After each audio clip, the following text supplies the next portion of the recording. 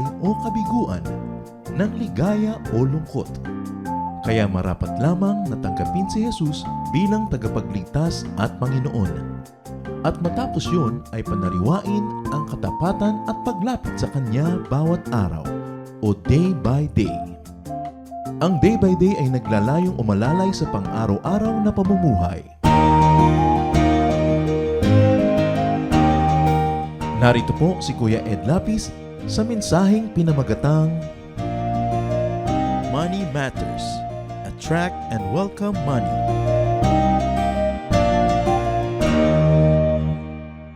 Meron tayong mga hinahangad na mga mas matataas na blessings, spiritual blessing, emotional blessing, pero ang pinaka-basic sa mga blessing is material blessing. Mas madali namang sumaya at mas madali namang bumanal kung may laman ang iyong tiyan, kung maginhawa ang iyong buhay. Lalo pa nga, madali magpuri kung masagana ang buhay. Kaya ang material prosperity is part of godliness. Kumisan, mayroong mga extreme teachings about it that you'd think that religion is all about just prosperity, but prosperity is part of true spirituality. Kaya sa unang linggo ng taon, pag-usapan natin ang basic things, pag-usapan natin ang mga money issues and money matters. And when we use money matters here, it's the verb that money matters. It counts. It's important. Kunwari, mga mukhang pera tayo. Tingnan nyo nga ang mukha ng katabi nyo. Di ba maganda yung mukhang pera rin, yung nagbibigay ng pera, kumikita ng pera, at nagpapasaya sa kapwa sa pamamagitan nito. Ang una nito, ang pag-aaral natin, pinamagatang attract and welcome money. Paano ba aakitin at tatanggapin ng buong puso sa buhay natin ang material blessing from the Lord? Salamat, O Diyos, dahil kayo Diyos ng kasaganaan. Turuan niyo po kami na maalaman, mabatid, maipamuhay ang mga prinsipyong noong paman bago nilikha ang mundo ay inilagay niyo na sa lugar. Principles about prosperity that are coming from your very word. Bless us, Father. Cleanse us from all our sins.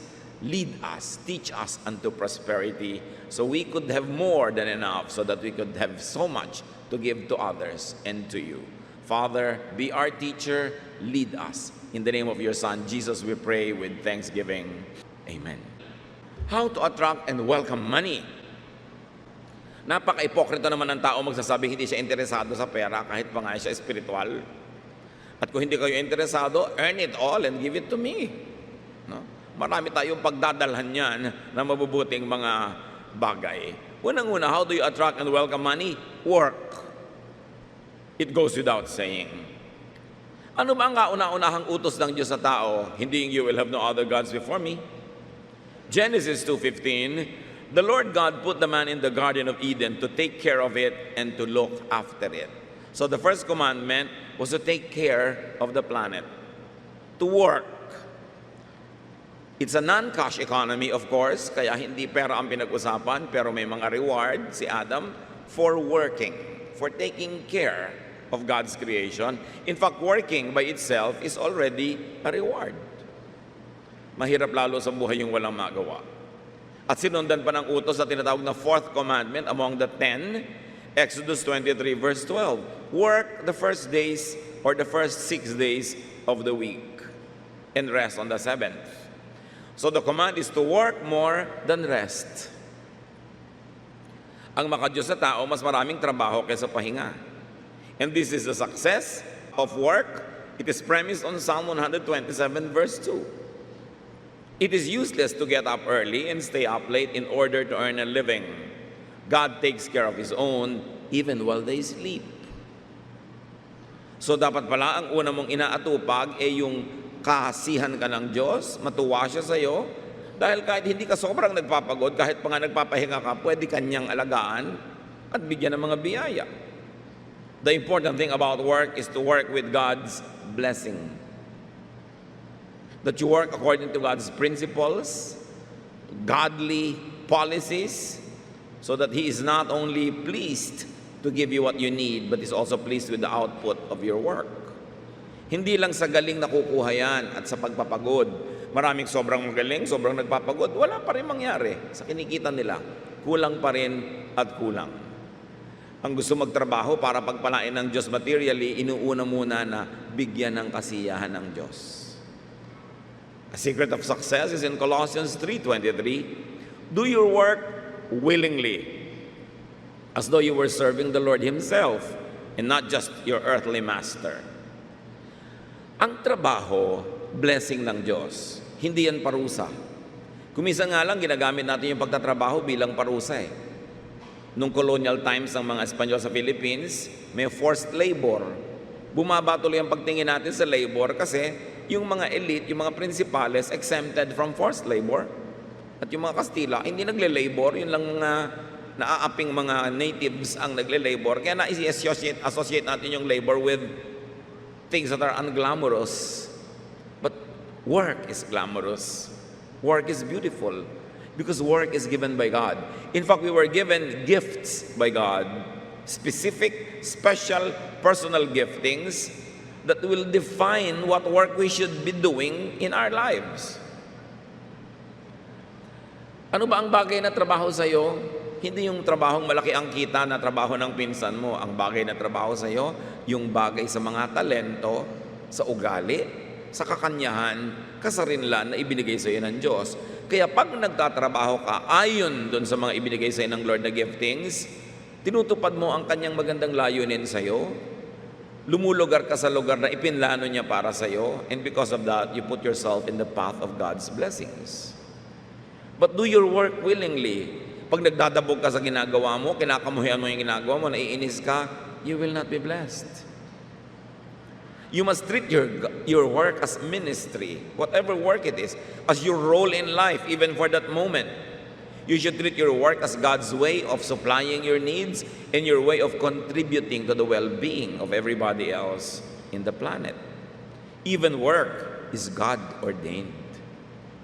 Diyos ang nagtakda kung anong magiging pinakamaganda at pinakabagay na trabaho sa iyo. Kaya habang ginagawa mo yon, do it worshipfully. And when you do it well, God finds pleasure in you. And is it impossible for God to bless you many other ways if He is pleased with you? Work. Love your work. Kailangan kung ano man ang trabaho natin, minamahal. Hindi yung aarte ka na mas mahalaga ka kaysa sa iyong trabaho. Hindi ba arte yan kung minsan ang napabalitaan nating mga artistang sumisikat? Yung sikat na sila na halos na nagdadala ng isang pelikula. Wala sila sa mood, hindi sila magsushoot maghapon. Lahat ng extrang dumating, hindi mababayaran. Lahat ng mga crew na dumating, hindi mababayaran. Walang na-accomplish, pero pinagtsatsagaan sila ng producer because they make money, but they treat themselves more important than their work. And what happens very soon is that they lose the job. Pag sobrang akala mo, ang galing-galing mo na, nag-iinarte ka na, hindi mo na minamahal ang trabaho mo at gusto mo habulin ka ng trabaho, sooner or later, you will find yourself unproductive or plain jobless. Dapat mahalin mo yung trabaho. Regalo yan sa iyo ng Diyos. Kung hindi mo man masyadong gusto yan, pero yan ang trabaho mo ngayon, mahalin mo pa rin. Pag ginawa mo yung best mo, minahal mo yan, mahirap ba sa Diyos na i-assign ka dun sa mas gusto mo, sa mas tama sa'yo? Pero patunayan mo muna na karapat dapat kang i-promote. Patunayan mo muna na karapat dapat ka increase ng sweldo or malipat sa mas magandang posisyon. Love your work. How else do you attract money into your life? Invest. Kailangan marunong magtanim para may inaani. Ang masarap sa pagtatanim, magtatanim ka ng isang buto ng mangga, halos buong buhay mo, mamumunga na yung puno na yun ng pagkarami-raming mangga. Magtatanim ka ng isang butil ng bigas, tutubo yung puno ng bigas na yan ng palay na napakaraming mga butil. Dumadami ang itinatanim. Proverbs 24:27, get your fields ready and plant your crops before starting a home. Magandang paalala sa ating lahat ito. Ihanda daw muna ang bukid, magtanim muna bago magtayo ng bahay o bago magsimula ng pamilya. Income muna bago expense. Marami sa ating mga OFWs, kumikita, sandali, no? May mga moments sa malakas ang kita, ang inuuna agad bahay. Bibili ng bahay, bibili ng lote. Hindi masama, pero bakit hindi unahin ang sinasabi ng Biblia? Income muna. May pera na tayo. Bibili tayo ng bahay. Saan? Teka. Ba't di tayo magsimula ng negosyo? Para kung umuwi na itong si OFW, matanggal man o mag-resign o mag-retire, may negosyong kumikita. At bakit hindi simulan ng negosyo habang nasa abroad pa si kumikita? Para hindi masakit yung pamumuhunan. Para kumikita na dito, nagsisimula na, kumikita pa siya ron, pag uwi niya, itutuloy na lang niya yung kumikita ng negosyo. Pero oras na inuna mo, bahay, kotse, TV, PSP, mga cellphone, mga pagkakagastusan, pag nawala ng trabaho bukas, benta lahat yan. Pati mga alahas ni Mrs. isa-isang nahuhubad, nagpupunta sa mga tambunting, o mga Cebuana, di ba? Dahil hindi inuna ang income, inuna gastos. Babahagyan ng nakakaangat sa kahirapan, magdedebo ang anak, gagastusan ng pagkalaki-laki. Bakit hindi unahing anak, magdedebo ka na, imbes gumastos tayo ng 50,000 sa debo mo? Eto ang 50,000, magnegosyo ka ng banana Q. Maging banana Q queen ka dito sa ating barangay. Then, sa 19th birthday mo, pag kumikita ka na, doon ka mag-party. Meron tayong mga dapat baguhin sa ating pamamaraan ng pamumuhay para hindi nakalasap ka na ng pera, babalik ka na naman sa hirap. Tulad ng mga sikat na artistang kumita na ng pagkalaki-laki pero hindi minahalang hanap buhay, nagpaka-bisyo-bisyo, nagpaka-arte-arte, ngayon walang trabaho. Get your fields ready and plant your crops before starting a home. Mga young people na gusto na mag-asawa, may hanap buhay ka na ba? Get your crops ready before starting a home. Kailangan muna yung basic needs, material needs. Money is part of godliness. Although don't make God out of money. Income muna bago romance. Income muna bago yung mga pagpapasikat. Ecclesiastes 11:2, share what you have with 7 or 8 others, because you never know when disaster may strike. So another way to make ourselves secure financially is to spread out your investment. Don't put all of your eggs in one basket. Nababalitaan nyo yung mga tao, pamilya, angkan-angkan, isinasangla, ibinebenta lahat ang hari-arian para mag-invest sa mga pyramid scam. Dahil wow, kumikita ito ng 20% every week. Yung mga 1,000 mo magiging 1,200. Mga imposible. Pag hindi kayang ibigay sa iyo ng bangko yung ganong interest, hindi yun sustainable. So, kumita ng konti, nakatikim, pati mga kamag-anak, yayayain, lahat sila buong-buong kabuhayan ilalagay doon. Kaya bilyon-bilyon ang naitatakbo ng mga nangwa 1, 2, 3. Kasi inuuna yung mga ilagay lahat sa isang investment lang lahat ng pera. Like, you don't invest only in one child. May mga iba kayong mga anak, isa lamang yung paborito nyo, isa lang yung pag-aaralin nyo, isa lang yung mamahalin nyo. Nakalagay na doon lahat ang investment ng buong pamilya. You should spread it out. Para mas maraming mga pagkakataon na ito ay maging secure. Matthew 25:26-29, the master of the servant told him, you are lazy and good for nothing. You could have at least put my money in the bank so that I could have earned interest on it. Then the master said, now your money will be taken away and given to the servant with 10,000 coins. Everyone who has something will be given more, and they will have more than enough. But everything will be taken from those who don't have anything. Ito yung sinasabi, yung mahirap lalong umihirap, mayaman lalong yung mayaman. Dito lang sa case na ito, hindi sa lahat ng cases. Kasi dito, yung isang binigyan ng konti, ni hindi malang in-invest, hindi pinarami. Yung binigyan ng marami, in-invest niya, pinarami niya, kaya siya ang bibigyan ng gantimpala. At yung konti na natira doon sa hindi nag-invest, binawi pa sa kanya. Prinsipyo nito, at ito kwento mismo ng Panginoong Jesus. Siya mismo ang nagbigay ng ganitong halimbawa, make money grow. Kailangan, pag may pera kayo, hindi nyo iniisip lustayin, ang iniisip nyo paano pararamihin.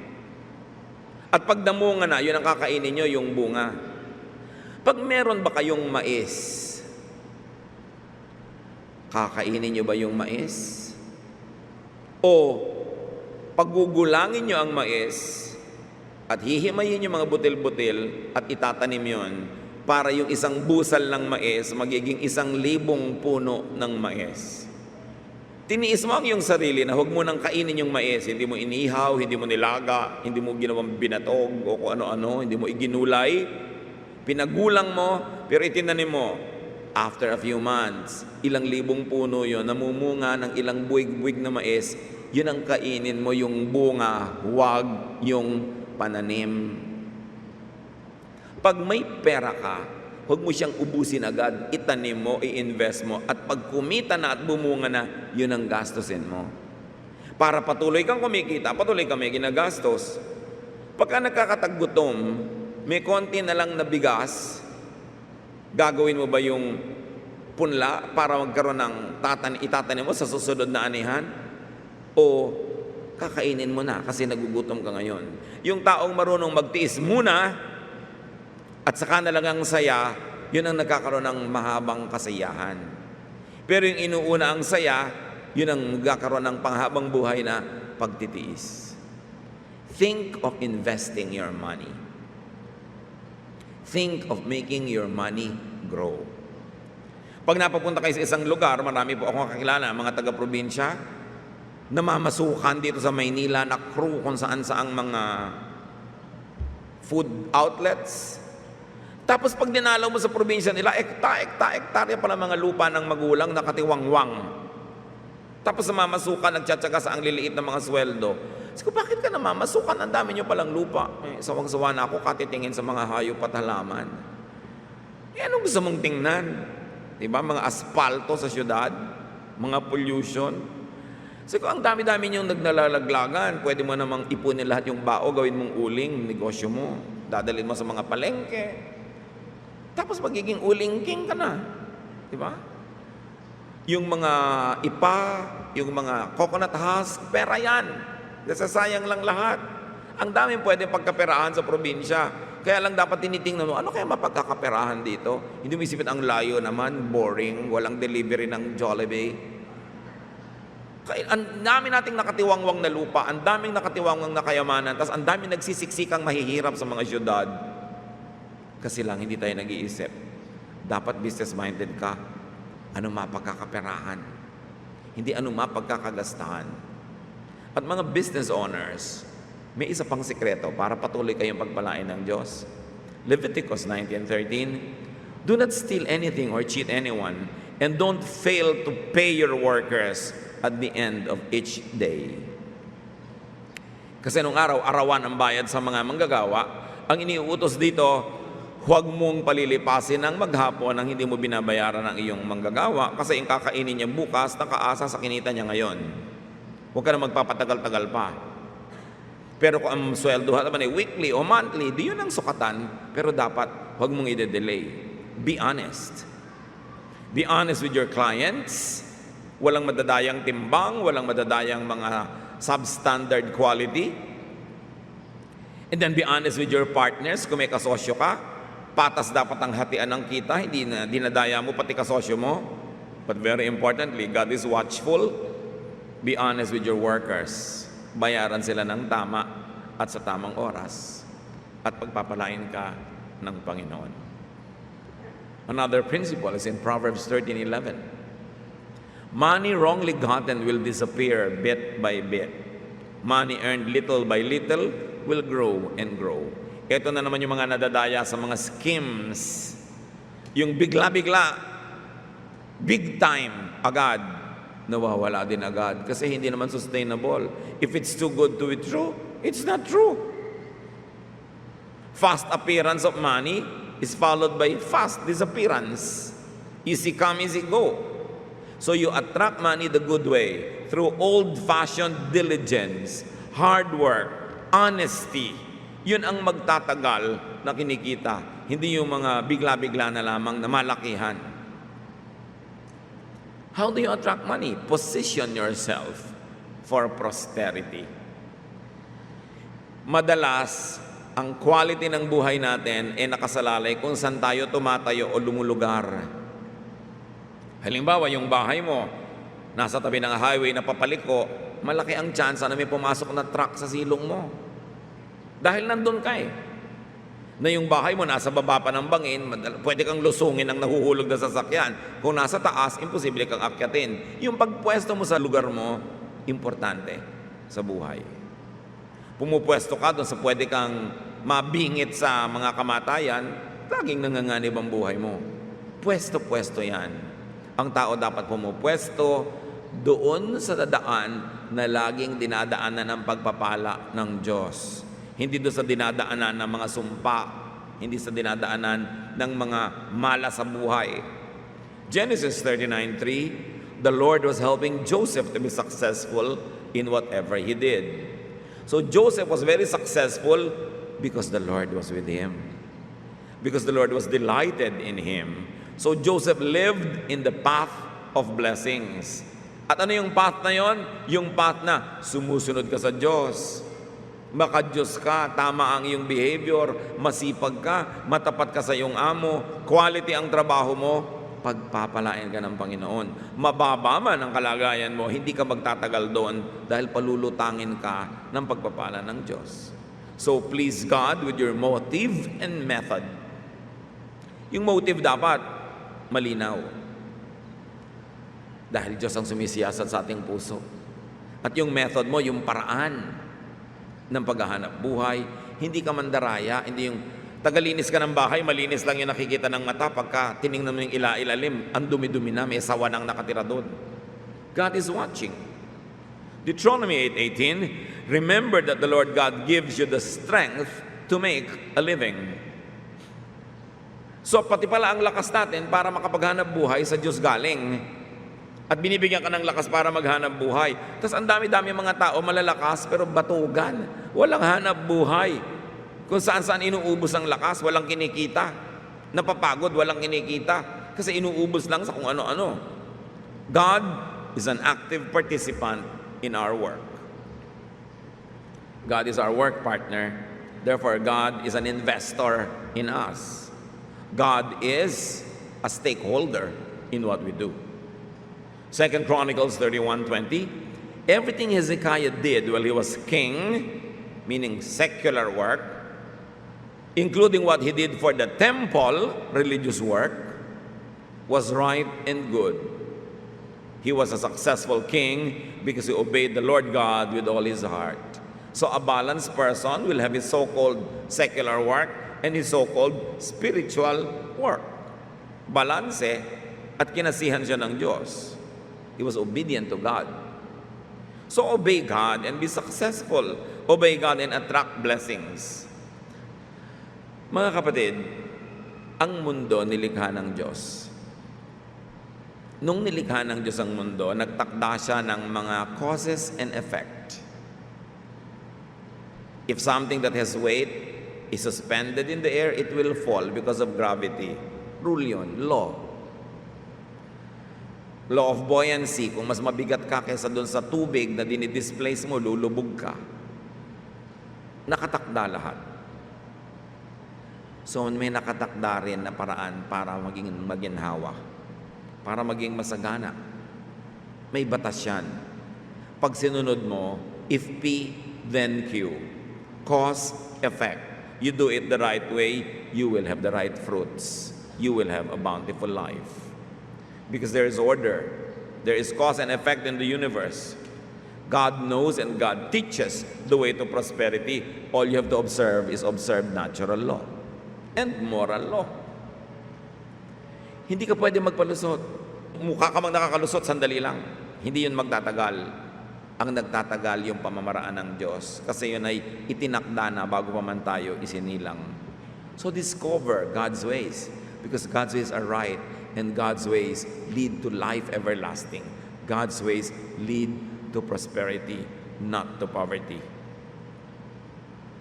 Another secret, of course, in attracting blessings your way, Psalm 1:1-3. God blesses those people who refuse evil advice and won't follow sinners or join in sneering at God. Instead, the law of the Lord makes them happy. And they think about it day and night. They are like trees growing beside a stream, trees that produce fruit in season and always have leaves. Those people succeed in everything they do. Nakita po natin itong talinghaga ng puno. Yung puno daw na nakatanim sa gilid ng batis, kailanman hindi natutuyo. Kasi katabi siya ng batis. Lagi siyang may sariwang dahon at lagi siyang namumunga sa nakatakdang panahon ng pamumunga. Subukan mo na puno ka kung saan ka lang napatanim ng mga tigang na lugar, halos lagi ka nalang mamatay-matay pagka hindi umulan. So tayo man dapat nakatanim sa gilid ng batis. Batis ng salita ng Diyos. Batis ng Espiritong Banal para lagi tayong nadidiligan ng tama, tayo'y mananariwa at mamumunga ng tama. At ano daw yung tamang daan na lagi mong dapat na daanan, tayuan, tulugan? Yung daan ng mga matuwid. Pinagpapala daw ng Diyos yung mga hindi nakikinig sa mga maling payo. Hindi sumasama sa mga taong lumilibak sa Diyos. Yun ang pinagpapala. So another way, of course, to attract money is to seek and heed godly advice. Eh yun lang mga nawa 1, 2, 3 sa mga scam. Kung nagtanong lang yun sa mga spiritual people, tama ba itong ginagawa ko? Siguro may magpapayo sa kanila. Tama ba yan? Nag-i-invest ka ng konti, ang laki ng tinutubo mo? Tama ba yan? Sa ang law of God sinabi na konti ang investment, malaki ang tubo. Nawala na sa lugar, OA na. Surely, somebody has to pay because whatever you receive, somebody must pay it. But who is paying for your big income? You are paying for it yourself. And that is what you will discover next week. Kailangan nating nakikinig sa payo. Hindi yung mga fast money. Yung mag-smuggle ka, magtitinda ka ng mga bawal, mga malaki ang kita.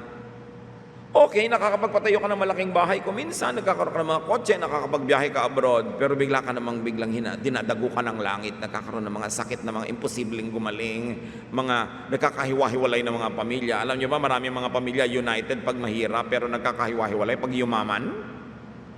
Pag hindi ka marunong humawak ng pera, ikaw ang hahawakan yan. Pag hindi ka sanay sa pera at bigla ka nagkapera, baka mapasma ka. Pagkatas hindi mo alam ang gagawin. Kaya alam nyo, blessing din kuminsan na nanatili kang medyo mahirap-hirap o middle class o nasa gitna lang kasi alam din ng Diyos, baka mabaliw ka kung dumami ang pera mo, hindi mo makayang dalhin. Kasi marami sa atin, madami na tayong practice maging mahirap, pero walang practice maging mayaman. Kaya mas malaki ang nagiging pagkakamali pagka nagkaroon ng prosperity. So you deserve before you desire. Before you ask God to make you rich or wealthy, tiyakin mo muna na kaya ng utak mong dalhin yon. Hindi ka yayabang, hindi ka makakalimot. Importante. Malakay 3:10, of course, is the biggest secret to prosperity. I am the Lord all-powerful, says God. And I challenge you to put me to the test. Bring the entire 10% into the storehouse, so there will be food in my house. Then I will open the windows of heaven and flood you with blessing after blessing. Bihirang manghamon ng Diyos. Dito sa Malakay, chapter 3, hinahamon niya ang kanyang mga anak. Sabi niya, subukan niyo ako, hinahamon ko kayo. Buong buo na ikapu ang dalhin ninyo sa akin. At pag hindi naman binuksan ko ang pinto ng langit, bintana ng langit, at pabahain sa buhay ninyo, ang kutakot-takot na pagpapalang di nyo kayang bilangin. Pero sabi niya, subukan nyo ako. Isipin yung panunubok yon. Ito ay isang utos na may pangako. At ano yung utos? Tithe. Mag-tithe ka. Ang dami laging issue yung tithe na yan. Parang napakalaking parusa yung tithe. Alam nyo ba ibig sabihin ng tithe? 10%. Saan nakabase ang 10%? Sa 100%. Saan galing ang 100%? Sa Diyos. 10 lang yung ibabalik mo. Nagrereklamo pa yung iba. It's a command with a promise. May isa pang command with a promise. Be good to your parents. No? Honor your father and your mother, and your days will be blessed and long in the land. Ito pa yung another command with a promise. Tithe. Bring the full tithes. May gusto pang mandaya. Nakabase po ba sa net o sa gross? So, kung alin yung mas marami, doon mo i-base. Para hindi ka malito. Bakit? Kaya mo bang Bigyan ng Diyos ng higit sa binibigay niya. Kahit nga 50 yung ibigay mo, may 50 pa natira sa'yo. Doon ipanganak ka ba? May dala ka sa mundo? Di ba wala? Isa lang putol na puso ang dala mo nun. Wala nang iba.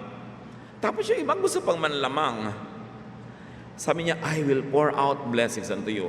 At makinig kayo mga kapatid sa kwento ng mga tao na faithful mag-tithe. Alam nila kung bakit sila very, very successful sa buhay nila. Kasi matapat sila.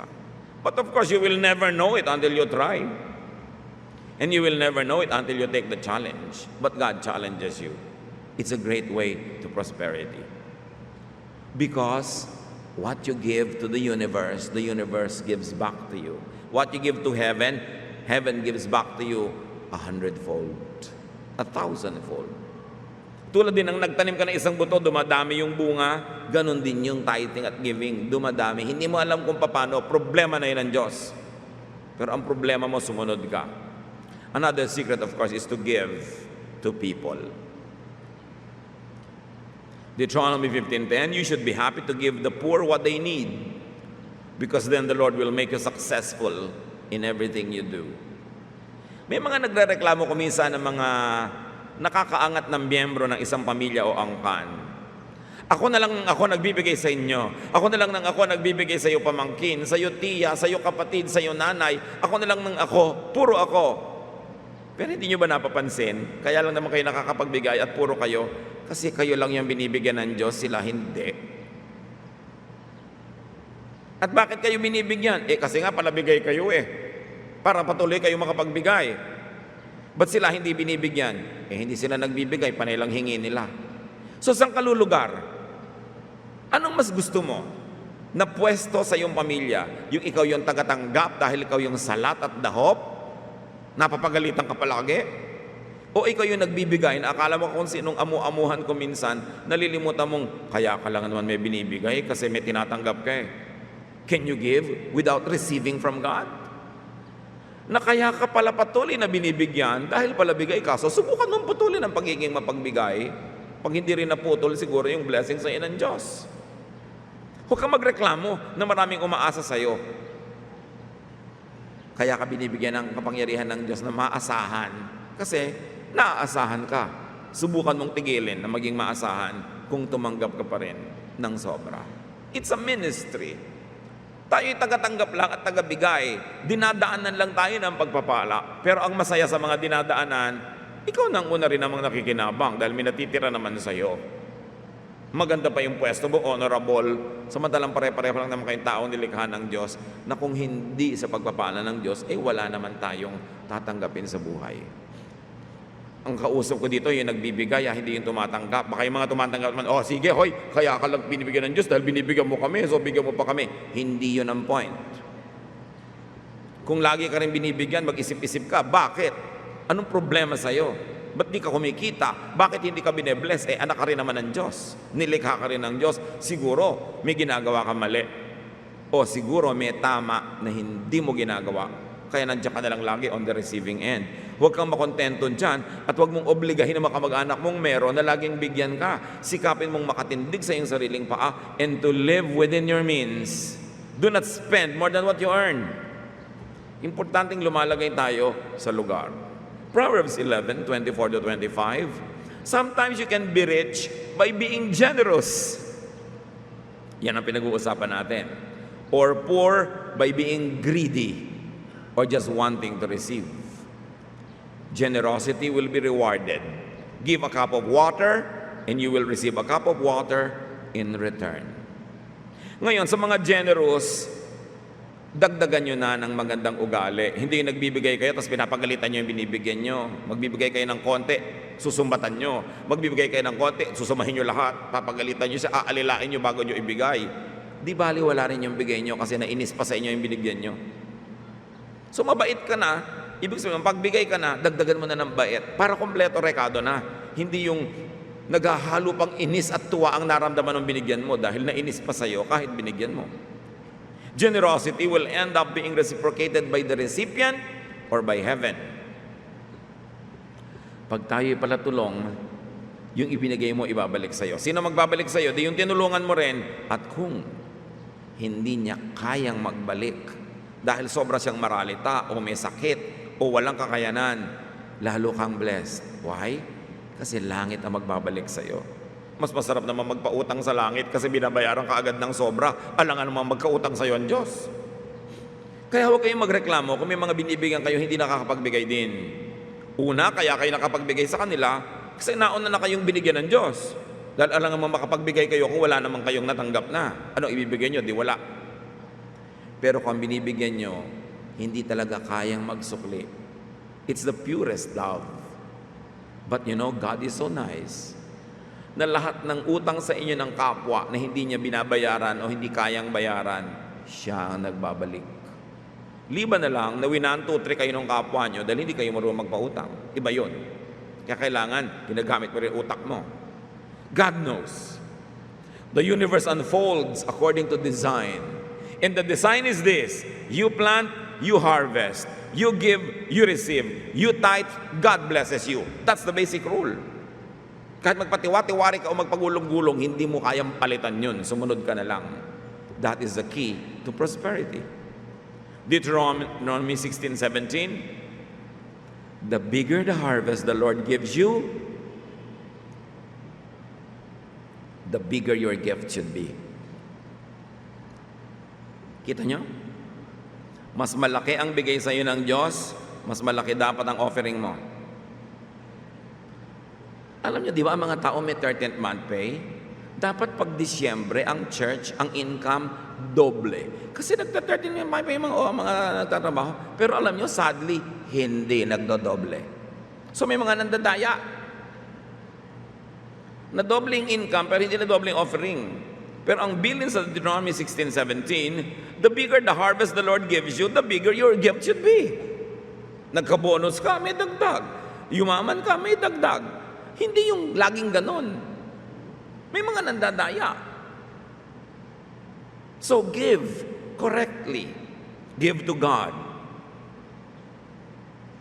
Yung pagbibigay sa mahirap at kapuspalad, tulad yun ang pagbibigay sa Diyos, kasi Diyos naman ang taga-ingat ng mga kapuspalad. Proverbs 3:9-10, honor the Lord by giving Him your money and the first part of all your crops. Then you will have more grain and grapes than you will ever need. Siyempre, hindi naman laging grape ang tanim natin. So kung ano man yung tanim mo. Sabi, alam nyo, parangalan nyo ang Diyos. Lahat ng una nyong kita, una nyong ani, ibigay nyo. Aming ganon. At makita nyo, hindi kayo magkanda ugaga sa dami ng aanihin nyo o kikitain nyo o tutubuin nyo sa inyong mga negosyo. This is the law of plenty. At least once a year, I should teach it powerfully to you. You know, many people shy away from these subjects, but if I did not teach this to you, edi hindi ko kayo bibigyan ng sikreto how to be prosperous, as the Bible teaches. Without apology, tithe. Make your offerings. This is God's law. This is God's way. Of course, you may not. Nobody will check except yourself. And you will know the result. So give back to God proportionately. I think it's a good way to start the year. May isa na namang taon na darating, pagpapalain tayo ng Diyos, maging matapat. 2 Corinthians 9:6-8, remember this saying, a few seeds make a small harvest, but a lot of seeds make a big harvest. Each of you must make up your own mind about how much you give. But don't feel sorry that you must give. And don't feel that you are forced to give. God loves people who love to give. God can bless you with everything you need, and you will always have more than enough to do all kinds of good things for others. So yan ang tandaan ninyo. Konti ang tanim, konti ang ani. Laging may ani ang tanim. So yung mga nangdaya nung 13th month pay, may pagkakataon pa kayo mag-makeup. Dagdagan nyo na interest dahil lumipas na ang oras. Di ba? Ituwid ang mga pagkakamali. Dapat malinaw sa atin ito. Because Malachi 3:10 is as biblical as John 3:16. Pareho lang. So give to God cheerfully. Ang totoo, wala naman talaga nag-check. Chine-check ba kayo? Hindi naman. Checkan nyo lang sarili nyo. And then, surrender yourself to God. Cheerful means that you're aware that God is the real giver. How can you give cheerfully? Ang sakit naman, ang sakit ibigay. Pero kung alam mong lahat ng nasa iyo ay galing sa Diyos, hindi masakit magbalik. Dapat mong kilalanin na lahat ng blessing mo galing sa Diyos. Pag kinikilala mo yon, ang luwag sa dibdib, masarap magbigay. Cheerful means grateful. And you will even be blessed more. Another secret to attracting blessings is to receive blessings graciously. Talaga naman mayroong pinagpapala more than others panapanahon. So kung panahon mo na sobra kang pinagpapala, don't apologize for being blessed. Ecclesiastes 5:19, suppose you are very rich and able to enjoy everything you own. Then go ahead and enjoy working hard. This is God's gift to you. Kung pinapayaman ka ng Diyos, enjoy it.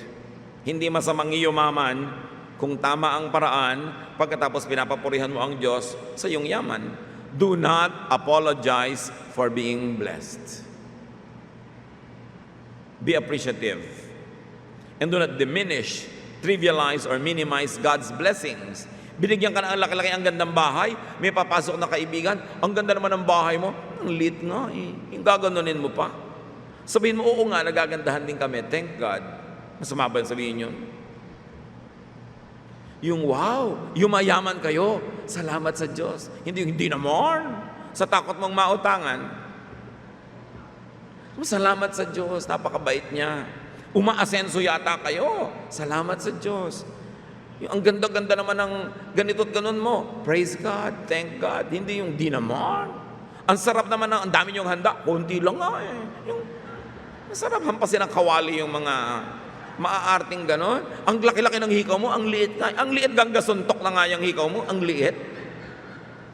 Dapat nagpapasalamat ko, oo nga, kasi ang laki ng blessing ni Lord. Thank God. No? Ang ganda ng mga brilyante ko, ganggasantol. Praise God. So, hindi yung minamaliit mo yung blessing sa iyo ng Diyos.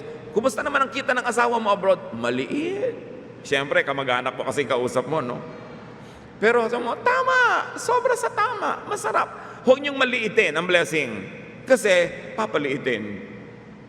According to your words, you will be blessed. So say good things. Say beautiful things. Audience, yung mga nanonood ng mga kamag-anak na yumayaman, kapitbahay na nagpapagawa ng bahay, do not demonize wealth. Kung lumalaki naman ang bahay niya, pero utang sa bangko. No?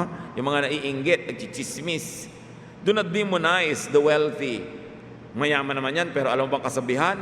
Bahay may palasyo kung nakatiray kwago, mabuti pa'y kubo kung nakatiray tao. Ako yun. Alam nyo, ipagbunyin nyo yung pag-unlad ng kapwa nyo. Sasaya kayo. Kasi pagka meron ng maganda, retokada, inggit ka lang. Alam nyo, all criticisms come from envy. Kasi kung talagang naaawa ka, kinikriticize mo, nagparetoke yung ilong lumiko, kung maawain ka, hindi mo na pag-uusapan, kawawa naman, pero alam mo, lumiko ilong niyan, parang zigzag patungo sa Baguio. Kasi retokado, sigurado may inggit ka. Lahat ng pinipintasan mo, na inggit ka doon. So you only reveal what's in your heart. Dahil kung talaga naaawa ka, hindi mo na lang pag-uusapan o ipapanalangin mo na lang. Bakit pag-uusapan? Yung mga, ayan, yung artista niya, lumulubog na. Yung may inggit din ang mga tao. Mahirap yumaman at hindi lahat yumayaman. Pero kung rejoice kayo sa yumayaman, di dadami ang saya nyo. Mahirap laging magpaganda, lalo't wala kang budget, pero yung mga pinsan mo, kamag-anak mo, nagagandahan dahil may pera, napapagandahan sarili, at nagtutuwa ka at gumaganda sila. Imagine, natutuwa ka nang hindi ka nagagastusan. So, ibakas ninyo yung kaligayahan nyo sa kaligayahan ng iba. Pag sumasaya sila, nakikisaya kayo, edi ang dami nyong saya kahit wala kayong gastos. Pero pag ikakalungkot nyo yung pag-asenso ng kapwa, ang dami nyong ikakalungkot kasi maraming umaasenso sa paligid. So tayo ang gumagawa ng buhay natin. Kung magiging miserable tayo o masaya, tayo rin yun. Kung tayo dadapuan ng pera o lalayuan, tayo rin yun. At kung nagkamali yung perang dinapuan ka, lalayasan ka rin agad if you cannot keep your money. At isa pang napakahalagang sikreto para tayo laging lapitan ng grasya, 1 Timothy 5:18, workers are worth their pay. Dalawa kahulugan.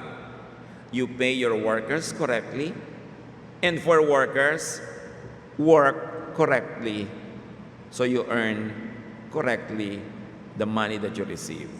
Be worth your income. Kailangan yung tinatanggap mo, deserve mo. Pag dumating ang isang maghapon na wala ka namang ginawa, sumweldo ka, ninakaw mo yun. Dumating ang katapusan, sumweldo ka, wala ka namang nagawa talaga, ninakaw mo yun. O kalahati lang yung trabaho mo, buo yung sweldo mo, ninakaw mo ang kalahati. At pag ninanakawan mo ang universe that way, gagantihan ka rin, babawian ka, magkakasakit ka, magkakaroon ka ng kung anong dilubyo, nagagastos din, nawawala rin yung pera na kinita mo sa hindi magandang paraan. Hindi mo kailangan magnakaw para maging magnanakaw. Yung sumusweldo ka na hindi mo pinagtatrabahuhan ng sulit, pag nanakaw yun. At nakukwenta yun ng Diyos. You must be worth your salary. And then you say, I'm worth more, dapat lumaki yung salary ko. Tingnan mo muna kung lumalaki yung trabaho mo. Lumalaki ba yung output mo, yung mga product mo, bago ka man lang mag-isip na lakihan ang sweldo sa'yo. Lakihan mo muna yung trabaho. God is rich.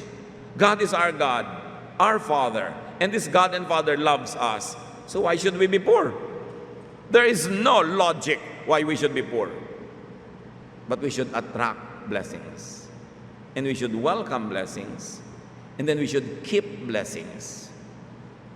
And in adequate proportions, we should also release blessings. Yun yung buong cycle of money na magiging tema ng mga pag-uusap natin ngayon sa second service, sa third service mamaya sa fourth, at sa Miyerkules uli sa ating Everybody's Worship. So 1/4 pa lang na dinig nyo. But the important thing is, there is so much abundance in creation. There's no reason why you should not be prosperous. Have enough money. Be happy with higher things, but you begin with the basic. That's the material thing. Attract and welcome blessings into your life. Tanungin natin ating sarili, attractive ba ako? Kung ako isang puno, nagliliparan yung mga pera na parang ibon, dadapo ba sa akin? Kakatuwaan ba nilang dumapo sa akin? At mag-uusap-usap pa silang, siya ang dapuan natin, magdapuan tayo lahat sa kanya kasi ang ganda-ganda niyang dapuan. O nadapuan na kayo biglang, ay, mali pala, na fake tayo ng punong ito, liparan uli lahat yung mga pera na nararamdaman ng ibang nagkapera na naging bato pa because they're not able to keep it. All of these laws are in the Bible. God manages even our financial life. All we need to know is know and obey. Dear God, salamat dahil interesado kayo sa buhay namin at gusto nyo kaming maging maginhawa. Ituro nyo sa amin na maging masunurin sa inyo. Buksan yung isip namin para makilala ang inyong mga batas, mga patakaran, para kami maging maginhawa sa buhay. Continue to teach us and may you prosper each one. Pagbulay-bulayan natin ang mga narinig natin, mga katuruan, at hanapan natin ang mga practical na application sa ating mga personal na buhay in silent meditation. Lord, as your people sit still, silent before you, finish your message. Teach us how to make personal applications.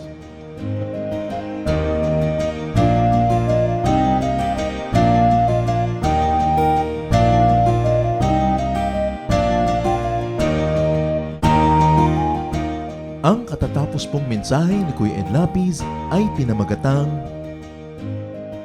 Money Matters. Attract and welcome money.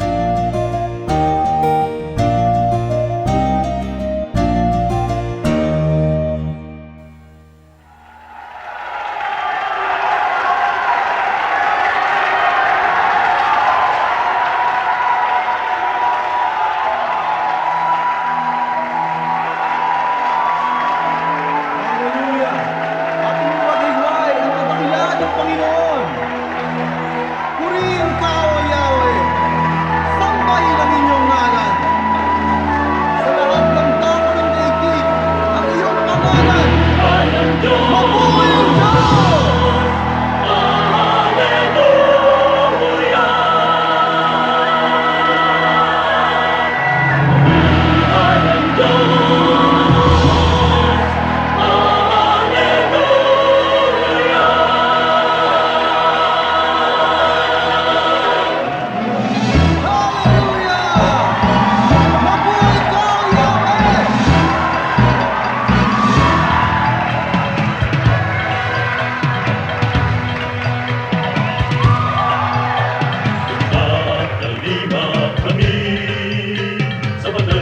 diwa. Pag-ibig nyo'y ipagbubunyi ng buong sigla. Ating ialay tong awit sa Diyos Ama. Ihayag ang ligayang nadarama.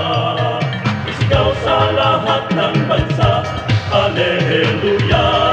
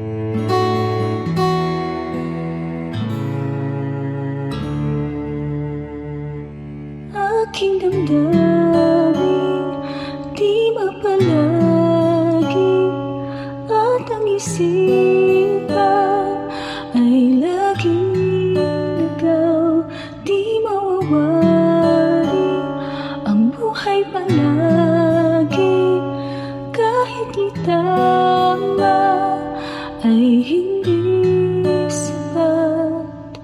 Nais kong itama ang lahat, ngunit di abot at di sapat. Jesus, kailangan kita. Jesus, hindi mangangamba. Jesus, pag-ibig niyo'y iba di mapapantayan kahit na sino man. Jesus, kailangan kita. Jesus, sa'yo'y hindi mangangamba. Jesus, sa piling niyo ako'y laging may pag-asa.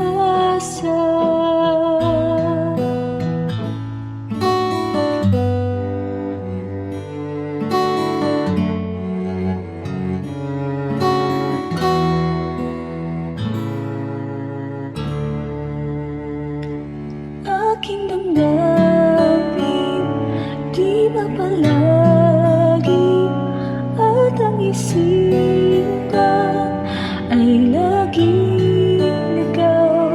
Di mawawari ang buhay palagi kahit itama ay hindi sapat.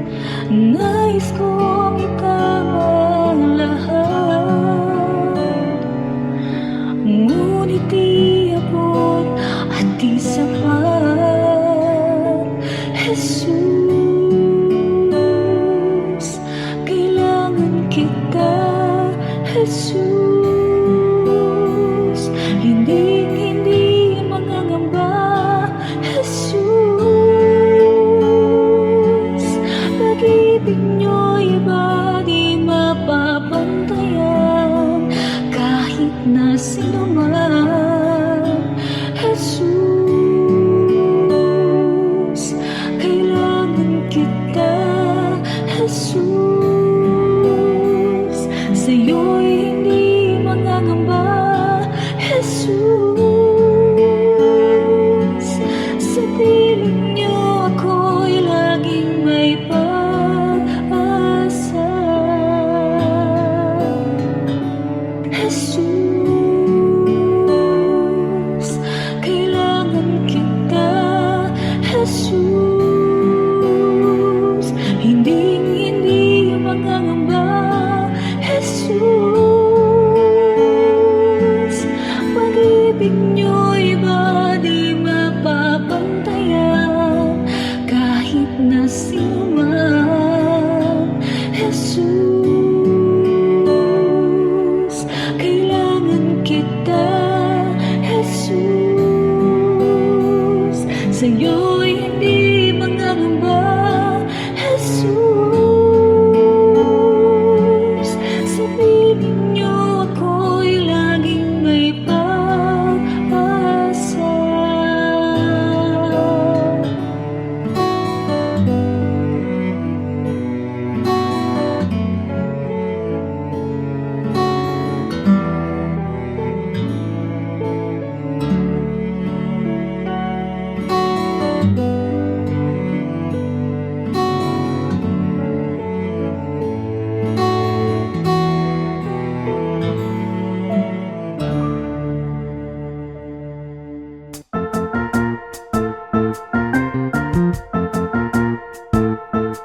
Oras na po para pansamantalang magpaalam ang programang Day by Day.